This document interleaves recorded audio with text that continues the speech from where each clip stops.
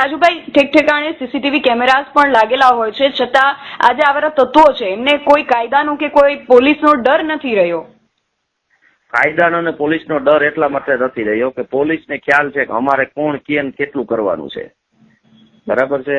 અને રહી વાત સીસીટીવી કેમેરામાં કેદ, આ બધી હત્યાઓના ગુનાથી માંડીને બધું થાય છે, પણ એની બાબતમાં ક્યારેય કોર્ટે સીઓ મોટોની સત્તા વાપરી અને આવા જાહેર મીડિયામાં જે ઇલેક્ટ્રોનિક પુરાવાના આધાર ઉપર જે થયેલા ગુના છે એમાં ગુનાનું કોગ્નિઝ લઈ અને પોતાને મળેલી સ્વયંભૂ સત્તાનો ક્યારેય નામદાર કોર્ટોએ ઉપયોગ નથી કર્યો. એનું આ પરિણામ છે.